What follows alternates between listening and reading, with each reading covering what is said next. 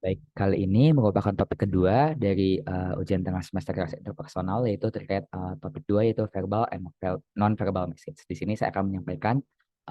sedikit banyaknya refleksi yang saya pelajari terhadap materi ini selama saya mempelajari materi ini di kelas. Oke, kisah ini, materi ini membawa saya pada sebuah pernyataan, yaitu kehadiran yang membangun suasana lingkungan ketika saya bertemu dengan teman saya, yaitu Ziban Khan, arsitektur angkatan 2020. Beliau merupakan teman dari tingkat satu yang sudah saya kenal, dan yang saya heran adalah beliau sedikit berbicara, tapi setiap seseorang yang berada di dekatnya selalu merasa agak sedikit takut, selalu merasa agak sedikit, selalu tunduk atas, apa-apa yang dikatakan si Ban, dan selalu merasa, kita merasa takut, tapi kita tidak terintimidatif, dan kita sangat merasakan bagaimana, senyuman, persahabatan, dan energi positif yang, Ziban komunikasikan kepada kita tanpa melalui kata. Dan itulah, hal yang saya teringat ketika, Bapak menyampaikan materi ini di kelas, yaitu ketika Bapak menyampaikan ada sebuah teknik, ada sebuah cara bagaimana cara, untuk menyampaikan sebuah pesan tanpa kita berkomunikasi, yaitu melalui, beberapa channel dan juga dengan maksud tertentu, dan saya langsung teringat, biasanya ini yang dilakukan oleh teman saya. Teman saya Zibatkan dari Arsitektur 20. Bagaimana, ia mampu bisa berkomunikasi dengan nonverbal communication-nya yang mungkin baru saya sadari adalah nonverbal communication, dan juga, tentang bagaimana dia, mengatur impresi yang dia hadirkan atas diri dia pribadi. Sehingga, satu teori, konsep yang saya pelajari yang menurut saya berguna dari topik ini adalah, apa saja channel-channel, yang bisa digunakan untuk menyampaikan nonverbal message communication, dan sebetulnya yang paling utamanya adalah apa itu verbal message communication sendiri, yaitu bagaimana cara kita mengkomunikasikan hal-hal tanpa melalui kata-kata. Dan, di sini bagaimana sebetulnya hal ini menjadi, sebuah pembelajaran yang lebih baik untuk diri saya pribadi, karena ini mengajarkan bagaimana, sebuah fondasi untuk saya dapat mempelajari lebih jauh. Saya kagum ketika, bahwasanya pada faktanya adalah, ilmu interpersonal skill yang saat ini saya pelajari, yang sudah setengah semester ini saya pelajari, dibangun dari kebiasaan-kebiasaan yang ternyata orang-orang sering lakukan, dibangun dari, fakta-fakta, dibangun dari best practice yang kemungkinan, orang pada saat ini, zaman dulu ataupun nanti itu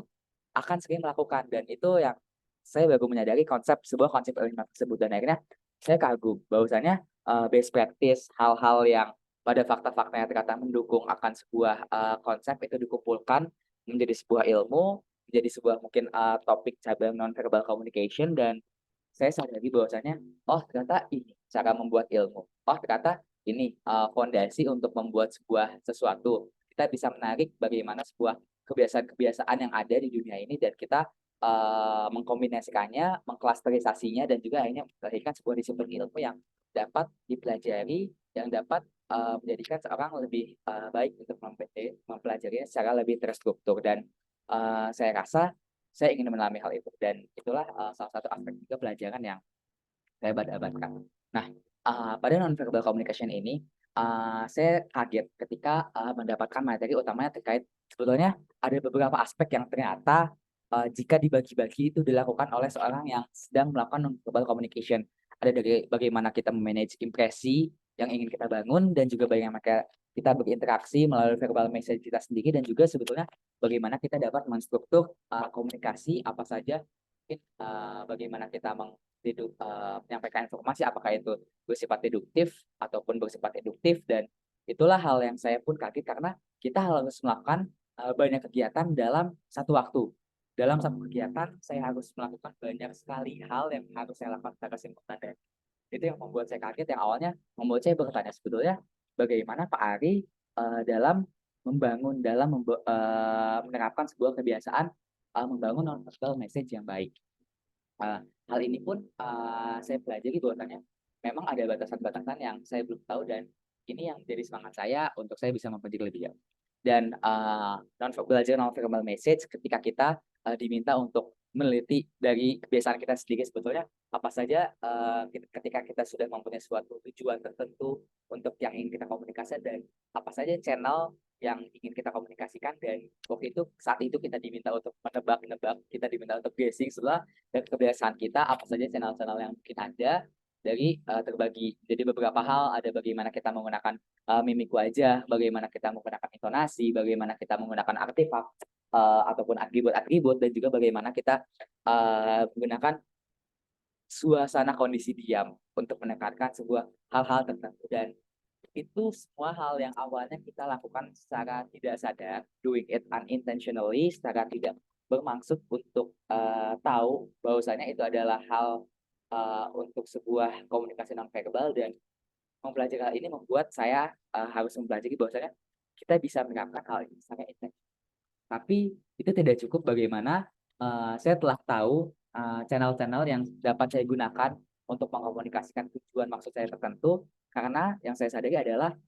untuk apa saya mempelajari hal ini, yaitu tentang etika, maksud, dan tujuan. Ketika saya bisa dengan mudah mungkin untuk menempatkan kondisi seseorang pada kondisi tertekan, menempatkan mungkin ada tingkat saya ataupun objek-objek yang mungkin tampak lebih rendah bisa saya pengaruhi baik dengan verbal ataupun non verbal message yang telah saya pelajari. Dan saya menjadi mempertanyakan kembali pada saat itu untuk apa saya mempelajari hal ini, untuk apa saya harus tahu ternyata hal ini dapat dilakukan, dan hal ini sebetulnya dapat membawa ke arah yang negatif yang dapat digunakan untuk orang-orang yang mungkin tidak mengetahui hal ini. Dan inilah saya baru sadar bahwasanya tujuan adanya guru, tujuan adanya pembimbing dalam mempelajari kelas interpersonal ini, kemampuan interpersonal ini, tidak hanya sekedar berubah dari doing it unintentionally menjadi doing it intentionally, tapi bagaimana bisa merubah doing it unintentionally tapi bisa doing it intentionally, purposefully, dan juga responsibly. Bagaimana awalnya tidak melakukan sesuatu secara sadar menjadi melakukan sesuatu secara sadar, bermaksud, dan juga bertanggung jawab menurut tata koridor etika sosial yang ada. Dan itu hal yang menurut saya penting dan juga saya pelajari saat ini yang menjadikan diri saya pribadi lebih baik. Bagaimana ketika kita mempunyai kuasa, ketika kita mempunyai kemampuan lebih, ketika kita mempunyai pengetahuan lebih, kita tidak secara sengaja menjebak seseorang, kita tidak secara sengaja ingin menjatuhkan harkat dan martabat seseorang melalui teknik-teknik hal-hal yang kita tahu, dan bagaimana kita bisa secara sadar membatasi diri kita,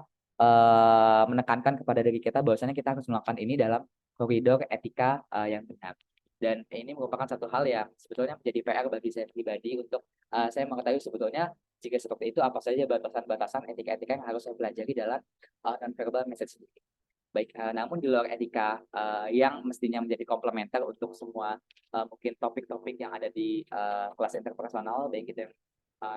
impression management maupun saat ini non-verbal channel and communication, banyak hal juga yang masih harus saya kerjakan untuk diri saya pribadi. Yaitu pertama, hal yang menurut saya pribadi yang saya lakukan dari non-verbal message ini adalah mencatat pengalaman non-verbal message yang pernah saya terima ataupun tidak secara sengaja saya lakukan. Karena saya dapati bahwasannya banyak sekali petunjuk-petunjuk, banyak sekali topik-topik yang mungkin belum terdokumen dalam buku-buku yang sebetulnya hal itu menarik untuk bisa saya lakukan, dan hal itu ternyata mungkin tidak secara saya sadari pernah saya rasakan, baik itu dari bagaimana saya berkomunikasi dengan teman, bagaimana saya berkomunikasi dengan dosen, bagaimana saya berkomunikasi dengan mungkin orang-orang yang berada di kampus ataupun yang lainnya, bagaimana verbal message yang saya terima dapat saya coba catat dan dapat saya coba olah. Dan juga hal itu untuk mengetahui sebetulnya apa yang harus saya lakukan dan apa yang harus saya hindari untuk mungkin membuat orang merasa tidak dalam kondisi posisi yang nyaman. Saya takut sekali jika saya melakukan sesuatu non-verbal message tapi saya menyakiti kondisi ataupun hati seseorang, dan itu yang ingin coba saya ketahui juga dari saya mencatat beberapa non-verbal message yang saya rasakan, karena pun mungkin nanti ada kondisi di mana saya tidak merasakan kondisi yang nyaman dari non-verbal message yang saya terima, dan juga tetap menggunakan substansi saat berkomunikasi, yaitu saya tahu mungkin saya bisa mengkomunikasikan hal-hal melalui non-verbal message secara apik, secara bagus, dan mungkin cenderung menipu, tapi saya ingin tetap mengutamakan substansi saat berkomunikasi, dan itu yang saya pelajari untuk dan juga yang menjadi bekal untuk saya pribadi saat ini ataupun ke depan. Baik, terima kasih, dan mungkin itu untuk topik kedua.